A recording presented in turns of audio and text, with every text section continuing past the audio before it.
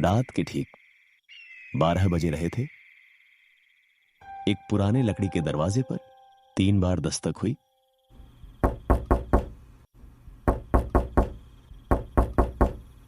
कमरे के अंदर सो रहा अमित अचानक उठ बैठा। उसकी सांसें तेज चलने लगी। उसने घबराकर अपनी पत्नी सीमा की तरफ देखा। सीमा गहरी नींद में थी। अमित ने कुछ देर तक दरवाजे को देखा, लेकिन बाहर फिर से सन्नाटा छा गया। तभी इस बार दस्तक पहले से ज्यादा तेज थी। अमित ने कांपती आवाज में पूछा, कौन है? बाहर से कोई जवाब नहीं आया। कुछ पल बाद दरवाजे की दूसरी तरफ से एक औरत की धीमी आवाज सुनाई दी। अमित बेटा, दरवाजा खोल दे। अमित का चेहरा सफेद पड़ गया। वह आवाज उसकी मां की थी, लेकिन उसकी मां को मरे हुए पूरे 5 साल हो चुके थे। अमित धीरे धीरे पीछे हट गया और तभी दरवाजे के नीचे से काले पानी की एक पतली धारा कमरे के अंदर आने लगी। अमित का घर गांव के आखिरी छोर पर था। उसके पीछे घना जंगल और सामने एक सुनसान कच्ची सड़क थी। गांव के लोग शाम ढलते ही अपने घरों के दरवाजे बंद कर लेते थे, लेकिन अमावस्या की रात पूरे गांव में एक अलग ही डर फैला रहता था। लोग कहते थे कि हर अमावस्या की रात कोई अनजान चीज गांव में घूमती है। वह किसी के घर के दरवाजे पर 3 बार दस्तक देती है। जो भी दरवाजा खोल देता है वह अगली सुबह कभी दिखाई नहीं देता। अमित इन बातों पर विश्वास नहीं करता था। वह शहर में काम करता था और कई साल बाद अपने गांव लौटा था। उसके साथ उसकी पत्नी सीमा और 8 साल का बेटा मोहन भी था। गांव पहुंचते ही पड़ोसी बूढ़े हरिराम ने उसे चेतावनी दी थी। अमित, आज अमावस्या है। रात को चाहे कोई भी आवाज लगाए, दरवाजा मत खोलना। अमित हंस पड़ा था। काका, अब भूत प्रेत की बातें कौन मानता है? हरिराम ने गंभीर नजरों से उसकी तरफ देखा। मैंने भी नहीं माना था, जब तक मेरा छोटा भाई उस रात गायब नहीं हो गया।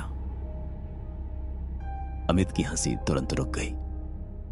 हरिराम ने धीमी आवाज में कहा, उसने दरवाजा खोला था। बाहर उसकी मरी हुई पत्नी खड़ी थी। यह कहकर हरिराम अपने घर चला गया। शाम होते होते गांव पर अजीब सन्नाटा छा गया। लोग जल्दी जल्दी अपने घरों में चले गए। हर घर के दरवाजे पर हल्दी और राख से अजीब निशान बनाए गए थे। ये लोग ऐसा क्यों कर रहे हैं? शायद यहाँ कोई पुरानी मान्यता होगी। मोहन खिड़की के पास खड़ा बाहर देख रहा था। अचानक उसने कहा, पापा, बाहर कोई दादी खड़ी है। अमित तुरंत उसके पास गया। कहाँ? मोहन ने जंगल की तरफ उंगली की। वहां, पेड़ के पास। अमित ने ध्यान से देखा। अंधेरे में सचमुच एक सफेद कपड़े पहने औरत खड़ी थी। उसके लंबे बाल जमीन तक लटक रहे थे। अमित ने पलक झपकी और वह औरत गायब हो गई। उस रात अमित ने पहली बार महसूस किया कि शायद गांव वालों की बातें सिर्फ कहानियां नहीं थीं। रात के 11 बजे तक सब सो गए। बाहर हवा तेज हो चुकी थी। पुराने घर की खिड़कियां बार बार हिल रही थी। ये खिड़की बंद कर दो, अजीब आवाज आ रही है। अमित उठा और खिड़की बंद करने लगा। तभी उसे बाहर आंगन में किसी के चलने की आवाज सुनाई थी, जैसे कोई गीले पैरों से मिट्टी पर चल रहा हो। अमित ने खिड़की से बाहर देखा। आंगन खाली था, लेकिन जमीन पर गीले पैरों के निशान बने हुए थे। वे निशान घर के मुख्य दरवाजे तक जा रहे थे और वहीं अचानक खत्म हो गए। अमित ने खिड़की बंद कर दी। उसने खुद को समझाया, शायद कोई जानवर होगा।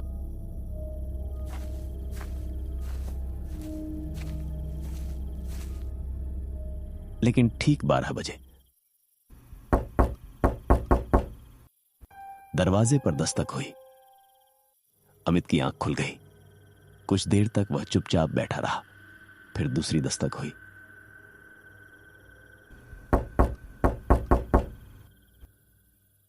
इस बार सीमा भी जाग गई। कौन है इतनी रात को? अमित ने उसे चुप रहने का इशारा किया। बाहर से आवाज आई। अमित बेटा, दरवाजा खोल दे। अमित के हाथ कांपने लगे। वह आवाज उसकी मां की थी। ये कौन है? मेरी माँ। सीमा ने हैरानी से उसकी तरफ देखा। लेकिन तुम्हारी माँ तो 5 साल पहले। अमित, मुझे बहुत ठंड लग रही है, दरवाजा खोल दे। अमित की आंखों में आंसू आ गए। उसे अपनी मां की आखिरी रात याद आ गई। उसकी मां बीमार थी। उसने अमित को बहुत बार बुलाया था, लेकिन अमित शहर में काम के कारण नहीं आ पाया। मां की मौत के बाद भी उसके मन में एक अपराध बोध था। अब वही आवाज फिर से उसके दरवाजे के बाहर खड़ी थी। नहीं, दरवाजा मत खोलना। तभी मोहन नींद में उठकर बैठ गया। मम्मी, दादी आई है। अमित और सीमा दोनों उसकी तरफ देखने लगे। दादी कह रही है कि मुझे बाहर बुलाओ। सीमा ने तुरंत मोहन को अपनी गोद में खींच लिया। बाहर से आवाज बदल गई। अब वह औरत की आवाज नहीं थी। वह गहरी और डरावनी आवाज में बोली, अगर दरवाजा नहीं खोला तो मैं खुद अंदर आ जाऊंगी। अचानक पूरे घर की दीवारें कांपने लगी। खिड़कियां जोर जोर से बजने लगी। दिए की लौ बुझ गई। पूरा कमरा अंधेरे में डूब गया। कुछ देर बाद सीमा ने टॉर्च जलाई। दरवाजे के नीचे से काला पानी अंदर आ रहा था। उस पानी से सड़ी हुई मिट्टी जैसी बदबू आ रही थी। अमित पीछे हट गया। तभी बाहर से किसी के नाखून दरवाजे पर रगड़ने की आवाज आई। मोहन रोने लगा। मम्मी, दादी गुस्सा हो गई है। सीमा ने उसे कसकर पकड़ लिया। अमित ने दीवार पर लगी पुरानी तस्वीर की तरफ देखा। उस तस्वीर में उसकी मां मुस्कुरा रही थी, लेकिन अब तस्वीर में उसकी मां का चेहरा बदल चुका था। उसकी आंखें पूरी तरह काली हो गई थी और उसके होंठों पर एक भयानक मुस्कान थी। अमित घबराकर पीछे हट गया। तभी तस्वीर से खून की एक बूंद नीचे गिरी। सीमा चीख पड़ी। अमित ने तुरंत तस्वीर उतारकर जमीन पर फेंक दी और उसी समय दरवाजे पर जोरदार चोट हुई। पूरा दरवाजा हिल गया। बाहर से आवाज आई, अमित, मुझे पहचान नहीं रहे हो? अमित ने आंखें बंद कर ली।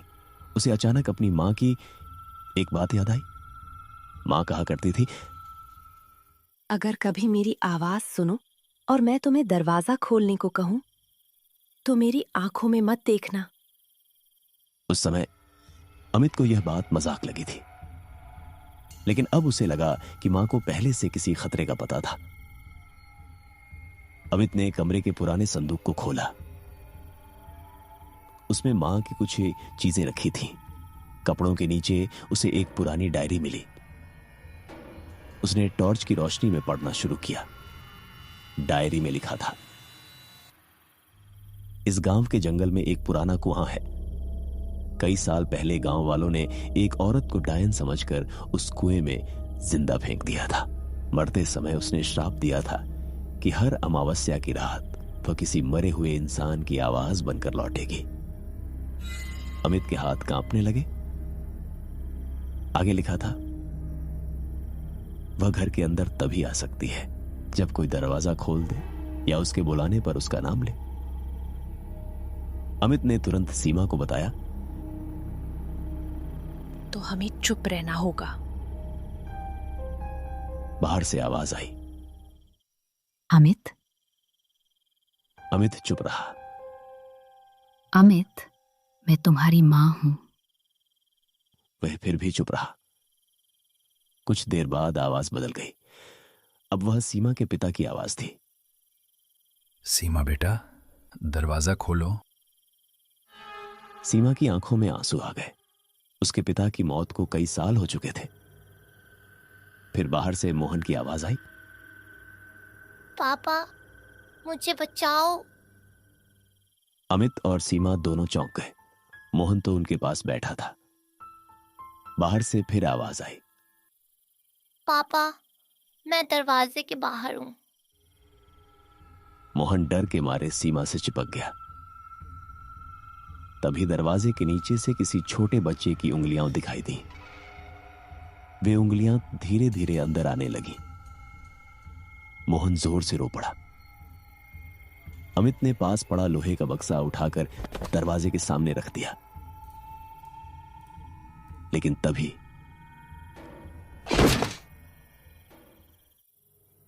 रात के 1 बजे पूरे गांव में चीखें सुनाई देने लगी। कहीं किसी और घर का दरवाजा टूट रहा था, कहीं कोई रो रहा था। फिर अचानक सब शांत हो गया। अमित ने खिड़की से बाहर झांका। सड़क पर सफेद कपड़े पहने दर्जनों लोग खड़े थे।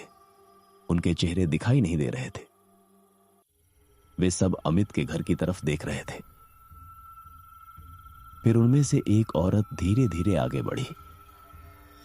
उसका चेहरा पूरी तरह काला था। उसकी आंखें सफेद थीं। वह दरवाजे के सामने खड़ी हुई और मुस्कुराने लगी। उसने अपना हाथ उठाया।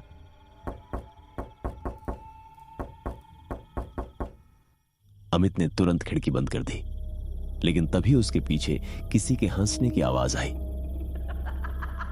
वह पलटकर देखने लगा। कमरे के कोने में एक औरत खड़ी थी। वह उसकी मां जैसी दिख रही थी। अमित की सांस रुक गई। मां। जैसे ही उसके मुंह से यह शब्द निकला, औरत की मुस्कान फैल गई। दीवारों पर काले हाथों के निशान बनने लगे। सीमा चिल्लाई, तुमने उसका नाम क्यों ले लिया? औरत की आंखें लाल हो गईं। वह धीरे धीरे अमित की तरफ बढ़ने लगी। अब मैं अंदर आ गई हूं। अमित ने मां की डायरी उठाई। आखिरी पन्ने पर लिखा था, अगर वह घर के अंदर आ जाए तो सुबह होने तक उसे आईने में कैद करना होगा। अमित ने तुरंत दीवार पर लगा बड़ा आईना उठाया। लेकिन वह औरत तेज आवाज में हंसी। उसने हाथ हिलाया और आईना जमीन पर गिर गया। आईना टूट गया। कमरे में चारों तरफ कांच के टुकड़े फैल गए। सीमा ने एक छोटा कांच उठाया। उसने उसे औरत के सामने कर दिया। अचानक वह औरत चीखने लगी। उसका चेहरा बदलने लगा। कुछ ही पल में वह भयानक औरत नहीं रही। आईने में एक जवान लड़की दिखाई दी। उसकी आंखों में आंसू थे। वह धीरे से बोली, मुझे कुएं से बाहर निकालो।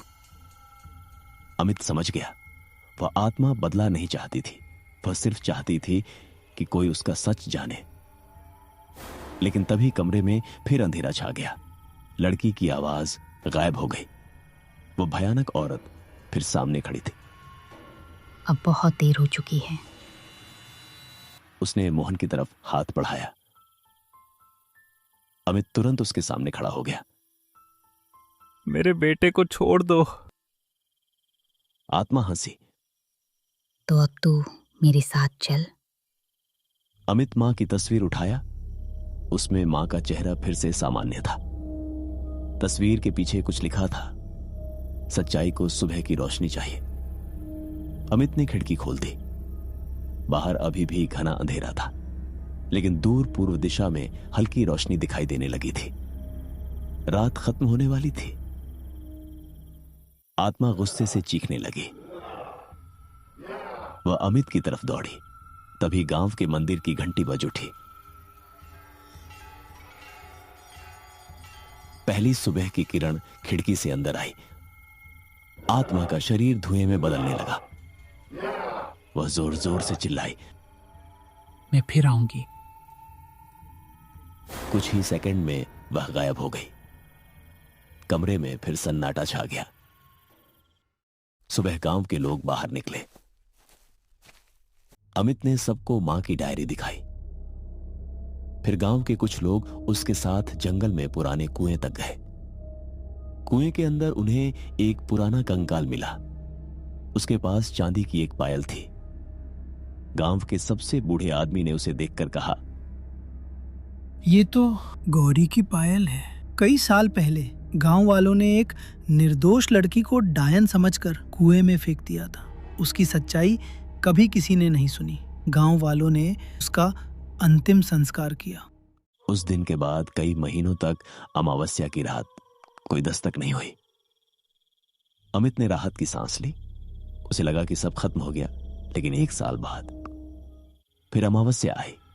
अमित अब शहर में रहने लगा था। उस रात वह अपने नए घर में सो रहा था। रात के ठीक 12 बजते ही